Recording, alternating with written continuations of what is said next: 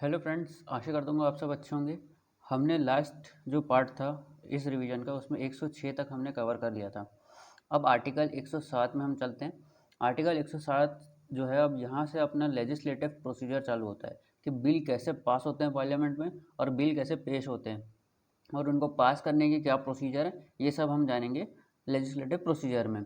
तो आर्टिकल 107 ये बताता है provision as to introduction and passing of bill. Introduction और पासिंग ऑफ बिल में बताया गया कि जो मनी बिल और अदर फाइनेंशियल बिल को छोड़ के सारे बिल ओरिजिनेट हो सकते हैं आइदर हाउस ऑफ पार्लियामेंट में, मतलब लोकसभा में भी ओरिजिनेट हो सकते हैं और राज्यसभा में भी ओरिजिनेट हो सकते हैं, मतलब हाउस ऑफ पीपल या फिर काउंसिल ऑफ स्टेट्स में। और उसके बाद ये बता दिया गया अ बिल जो कि लाया गया है पार्लियामेंट में, उसको एग्री किया जाएगा both the houses of parliament either without amendment और विथ अमेंडमेंट। क्लॉज 3 में बताया गया है कि जो बिल पेंडिंग है पार्लियामेंट में वो लैप्स नहीं होगा, मतलब वो ख़त्म नहीं होगा by reason of prorogation of houses. मतलब जो प्रोरोगेशन है, मतलब एंड हो गया कोई हाउस के सेशन तो उससे बिल लैप्स नहीं होगा। अब आते हैं क्लॉज 4 और 5 को मैं आपको समझाता हूँ एक चार्ट से। जैसे कि हमारे यहाँ दो हाउसेस हैं, लोकसभा और राज्यसभा। अब हमारे यहाँ जो राज्यसभा है वो कभी डिसॉल्व नहीं होती, लेकिन लोकसभा जो है वो डिसॉल्व हो जाती है। उसके बाद इसमें जो फर्स्ट सिचुएशन ये है कि अगर बिल जो है वो लाया गया और पास करा लिया गया लोकसभा से, लेकिन ये जो बिल है ये पेंडिंग है राज्यसभा में, और उसी वक्त जो लोकसभा है वो डिसॉल्व हो जाती है। तो क्योंकि ये लाया गया था और पास कराया गया था लोकसभा से, इसीलिए ये जो बिल है वो हो जाएगा लैप्स। अब आते हैं हम इसके दूसरे सिचुएशन में।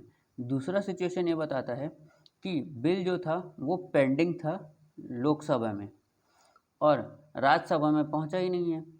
तो अगर लोकसभा डिसॉल्व हो जाती है तो ये क्या हो जाएगा, लैप्स।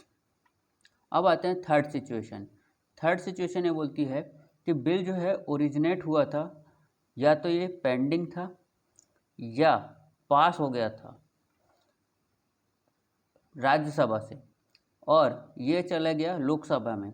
अब ये लोकसभा में पेंडिंग हो या पास हुआ हो इससे फ़र्क नहीं पड़ता, पास हो गया तो वो तो बिल बन जाएगा।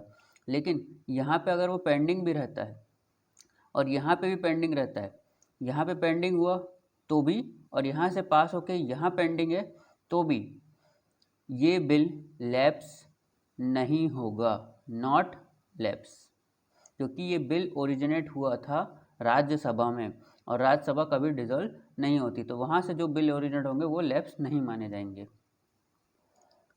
अब आते हैं आर्टिकल 108। ये एक बहुत इम्पॉर्टेंट आर्टिकल है जिसमें बताया गया जॉइंट सीटिंग के बारे में। Joint sitting of both houses, joint sitting कब होगी, तो इसमें बता दिया गया कि एक जो बिल है वो पास हो गया एक हाउस से और ट्रांसमिट कर दिया गया दूसरे हाउस में, और वो जो दूसरा हाउस है उसने उस बिल को रिजेक्ट कर दिया है, या फिर उस हाउस ने finally disagreed as to amendment to the made by the bill. Made में जो भी अमेंडमेंट चाहता है वो उससे डिसएग्रीड है दूसरा हाउस, और 6 महीने से ज़्यादा हो गए हैं वो बिल दूसरे हाउस में पेंडिंग है from the date of reception of the bill by the other house without bill being pass. मतलब बिल पास ही नहीं हो रहा है और 6 महीने से ज़्यादा वहाँ पे पेंडिंग पड़ा हुआ है। तब जो प्रेसिडेंट होंगे वो समन करेंगे दोनों हाउसेस को और एक जॉइंट सीटिंग बैठाएंगे, और इस जॉइंट सीटिंग को प्रिसाइड किया जाएगा आर्टिकल 118 के क्लॉज 4 में बताया गया है। जो स्पीकर है ऑफ लोकसभा वो इस जॉइंट सीटिंग को प्रिसाइड करेंगे। अब आते हैं हम इसके प्रोविज़ो में। तो ये जो प्रोविज़ो दिया हुआ है इस 108 का, ये बोलता है कि ये जो प्रोविज़न है ये मनी बिल के ऊपर अप्लाई नहीं होगा। अब इसके बाद 108 में इतना ही पढ़ना है हमको। अब आते हैं हम 109 में। 109 जो है वो स्पेशल प्रोसीजर की बात करता है मनी बिल को लेके। मनी बिल को लेके एक स्पेशल प्रोसीजर दिया हुआ है और इसमें ये बताया गया है कि जो मनी बिल होगा वो कभी भी काउंसिल ऑफ स्टेट्स में नहीं इंट्रोड्यूस किया जाएगा। मतलब अगर कोई भी मनी बिल है तो उसको हमेशा और हमेशा लोकसभा में ही इंट्रोड्यूस किया जाएगा। उसके बाद ये बताया गया कि after the money bill has passed by house of people, और उसको ट्रांसमिट कर दिया गया काउंसिल ऑफ स्टेट, मतलब लोकसभा से वो पास होकर कहाँ चले गया, राज्यसभा में। और राज्यसभा ने उस बिल को with in a period of 14 days के अंदर from the date of its receipt return किया उस बिल को with recommendation, with its recommendation, and house of people may thereupon either accept or reject. मतलब ये लोकसभा से राज्यसभा गया और राज्यसभा में 14 दिन रहने के बाद ये वापस लोकसभा में आया विथ रिकमेंडेशन। तो अब क्या होता है, अगर रिकमेंडेशन को हाउस ऑफ पीपल, मतलब काउंसिल ऑफ जो स्टेट्स ने रिकमेंडेशन दिए थे उसको अगर हाउस ऑफ पीपल एक्सेप्ट कर लेता है उस रिकमेंडेशंस को, तब तो बिल पास माना जाएगा, पास्ड बाय बोथ हाउसेस माना जाएगा। और अगर वो हाउस ऑफ पीपल उसको एक्सेप्ट नहीं करता है तो भी इसको माना जाएगा कि वो पास कर दिया गया है बोथ हाउसेस के द्वारा। अब आते हैं तीसरी सिचुएशन कि अगर मनी बिल पास हुआ हाउस ऑफ पीपल में और काउंसिल ऑफ स्टेट्स में गया और काउंसिल ऑफ स्टेट्स 14 दिन तक उसको रख के रखते हैं, फिर वापस ही नहीं करते हैं, रिकमेंडेशन के साथ रिटर्न ही नहीं करते हैं, तो भी ये जो बिल है ये पास माना जाएगा बाय बोथ द हाउसेस। तो मनी बिल में जो मैक्सिमम पावर दिख रहा है वो है लोकसभा के पास। अगर लोकसभा से एक बार पास हो गया ये बिल तो राज्यसभा इसको रोक नहीं सकती। अब आते हैं डेफिनेशन ऑफ मनी बिल के अंतर्गत 110 में बताया गया जो मनी बिल के डेफिनेशन में कि क्या कौन कौन से सब्जेक्ट मनी बिल के अंतर्गत आएंगे। तो a bill is said to be a money bill. एक बिल को मनी बिल कब कहा जाएगा, जब इम्पोजिशन हो, एबॉलिशन हो, रेमिशन हो, अल्ट्रेशन हो, रेगुलेशन ऑफ कोई टैक्स का, regulation of the borrowing of money और giving any guarantee by government of India और एनी अमेंडमेंट ऑफ लॉ जिसमें financial obligation undertaken by government of India, या फिर the custody of consolidated fund और contingency fund of India, the payment of money into and withdrawal of money, appropriation of money out of consolidated fund of India, declaring any expenditure or expenditure charged upon consolidated fund of India। ये सारे subject जो है वो money bill के अंतर्गत आते हैं। The receipt of money on account of consolidated fund of India और पब्लिक अकाउंट ऑफ इंडिया और कस्टडी और इश्यू ऑफ सच मनी और audit of account of union और state, any matter incidental to any of the matter specified in clause A to F. तो ये जो सारे matters होंगे ये आएंगे मनी बिल के अंतर्गत। इसके बाद जो क्लॉज 3 है उसमें ये बता दिया गया है कि अगर कोई क्वेश्चन अराइज होता है कि कोई बिल मनी बिल है या नहीं, तो ये जो डिसीजन होगा ये decision speaker of house of people, मतलब स्पीकर ऑफ लोकसभा का जो डिसीजन होगा वो फाइनल होगा। अब आते हैं सबसे इम्पोर्टेंट सेक्शन 111 जिसको बताया गया एसेंट टू बिल्स, मतलब बिल को अब कंसेंट देना। तो ये है bill has been passed by both houses of parliament, दोनों हाउस के द्वारा पास हो गया। अब ये प्रेजेंट किया जाएगा प्रेसिडेंट के सामने और president shell declare either he ascents the bill और ही विथहोल्ड एसेंट, मतलब वो अपना उस बिल को एसेंट देंगे या तो उसको विथहोल्ड करेंगे एसेंट को। प्रोवाइडेड प्रेसिडेंट में as soon as possible after the presentation of bill for assent return कर सकते हैं उस बिल को अगर वो मनी बिल नहीं है तो। मतलब सीधी साफ बात ये बताई जा रही है कि अगर मनी बिल आया है तो उसको रिटर्न नहीं किया जाएगा। To the houses with message requesting that they will reconsider the bill, मतलब और कोई अदर बिल है तो वो रिक्वेस्ट करेंगे हाउसेस को कि वो रिकन्सिडर करें उस बिल को और एनी स्पेसिफाइड प्रोविजन को, and in particular will consider the desirability of introducing any such amendment as he may recommend in this message, and when a bill is so returned, अगर कोई bill return किया गया और उसको houses के द्वारा reconsider करके फिर से उस बिल को पास किया गया अगेन बाय द हाउसेस, चाहे वो रिकमेंडेशन को माने या उस रिकमेंडेशन को नहीं माने, विथ और विदाउट अमेंडमेंट अगर उसको पास किया जाता है फिर से, और फिर से वो प्रेसिडेंट के पास आता है, तब ये जो बिल है उसको प्रेसिडेंट को एसेंट देना ही होगा, वो फिर विथहोल्ड नहीं कर सकते अपना एसेंट। तो ये बताया गया है आर्टिकल 111 में। अब आते हैं हम इसी में, एक वीटो पावर होती है।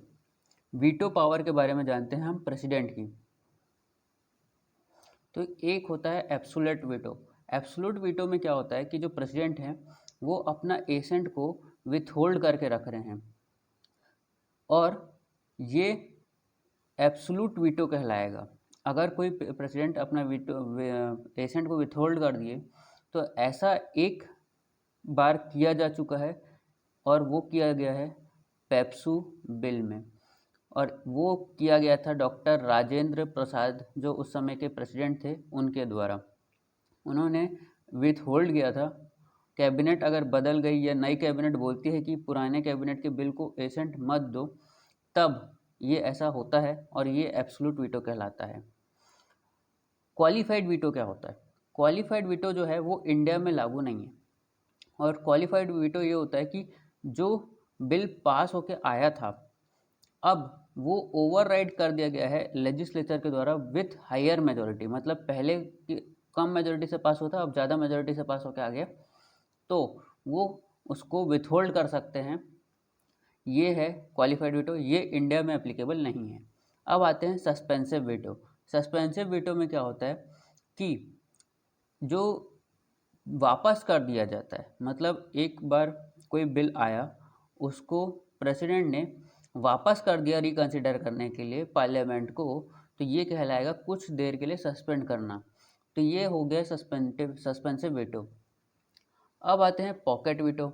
मतलब ये है कि इसमें वो जितना समय तक उसको चाहें वो अपने पास रख सकते हैं। अगर कोई भी एक्शन नहीं लिया गया तो ये कहलाएगा पॉकेट वीटो। मतलब कोई भी बिल आया, उसमें उन्होंने एसेंट ही नहीं दिया, उसको लंबे समय तक होल्ड करके रख दिया, तो ये होगा पॉकेट वीटो उनका। अब आते हैं आर्टिकल 112 एनुअल फाइनेंशियल स्टेटमेंट के बारे में। तो इसमें बताया गया कि जो प्रेसिडेंट होंगे वो हर एक फाइनेंशियल ईयर में लीड करेंगे before a house of parliament कि क्या estimated statement of estimated receipt and expenditure of government of India, क्या उस साल में क्या एक्सपेंडिचर हुए और क्या रिसिप्ट हैं, इसको बोला जाता है एनुअल फाइनेंशियल स्टेटमेंट। और इन रिसिप्ट में एनुअल फाइनेंशियल स्टेटमेंट में क्या क्या शो किया जाएगा, तो ये बता दिया गया। All sums required to meet expenditure described in constitution charge upon consolidated fund of India. साथ ही साथ जो all the sums required to meet other expenditure proposed made in consolidated fund of India, क्या चीज़ चार्ज किया जाता है, और कौन से अदर जो कॉन्स्टिट्यूशन ऑफ इंडिया में दिए उन पे उनके सम्स, और दूसरे जो नहीं दिए हैं उनके ऊपर, इनको अलग अलग बताना होगा। अब उसके बाद बता दिया गया है कि following expenditure are charge upon consolidated fund of India. कौन कौन से एक्सपेंडिचर चार्ज किए जाएंगे कंसोलिडेटेड फंड ऑफ इंडिया के ऊपर? तो पहला बता दिया एमोल्यूमेंट्स and allowances of president, salary and allowances of chairman, deputy chairman, council of states and speaker और deputy speaker of house of people. फिर डेप्ट charges of government of India. उसके बाद सुप्रीम कोर्ट के जजेस की salaries and allowance and pensions payable to जजेस end of federal courts, pension payable to जजेस और हाई कोर्ट, और साथ ही साथ सैलरी अलाउंस और pension of कॉम्प्टर and auditor general of India. ये सारे जो चीज़ें हैं ये होगी आपकी एनुअल फाइनेंशियल स्टेटमेंट में। अब 113 में बता दिया गया कि procedure in parliament with respect to estimates. जो भी 112 में अभी एस्टीमेट पेश किया गया है as to expenditure of consolidated fund of India, उसको सबमिट नहीं किया जाएगा for vote of parliament. Parliament के वोट के लिए सबमिट नहीं किया जाएगा, बट उसको डिस्कशन के लिए रखा जा सकता है in either house of parliament के लिए।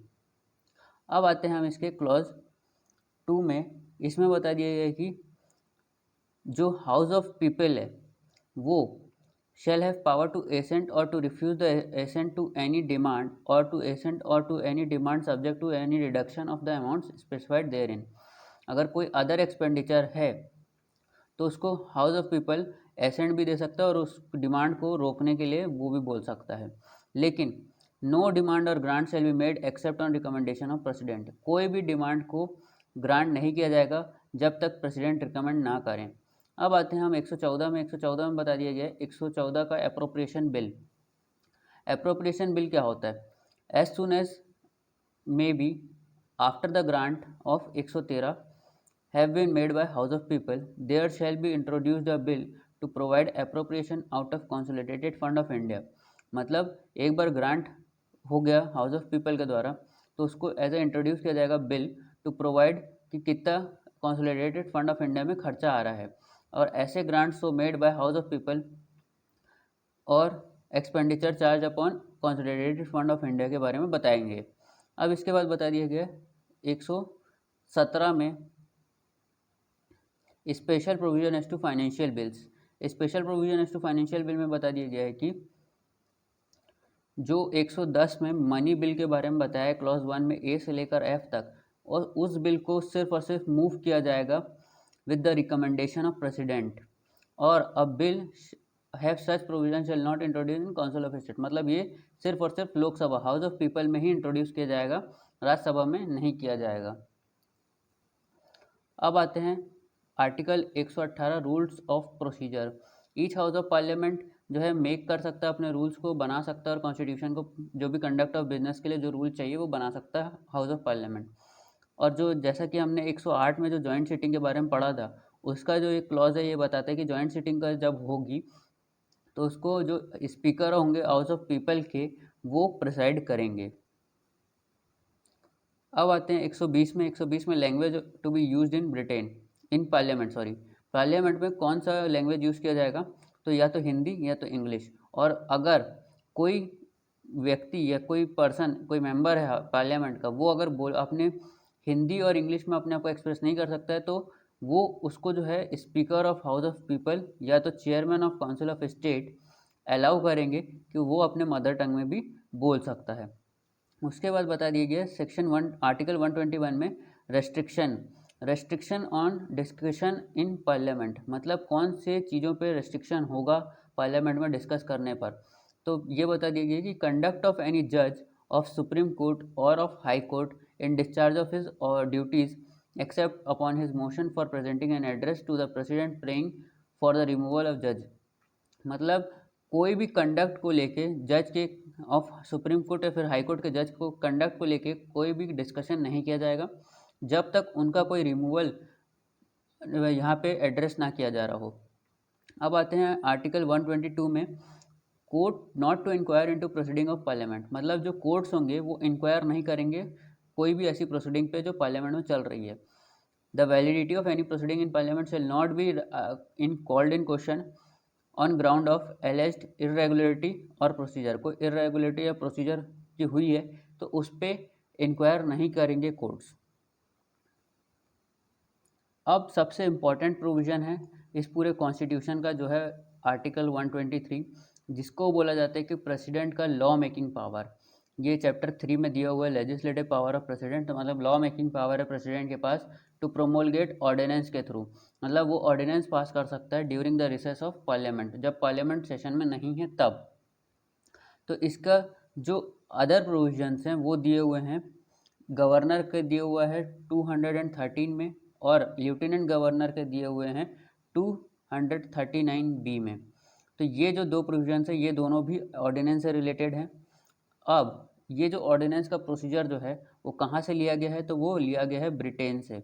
ये हमारे यहाँ जो ऑर्डिनेंस बनाने का जो प्रोसेस है वो ब्रिटेन से कैरी फॉरवर्ड किया गया है। अब आते हैं इसके बारे में कि ऑर्डिनेंस होता क्या है।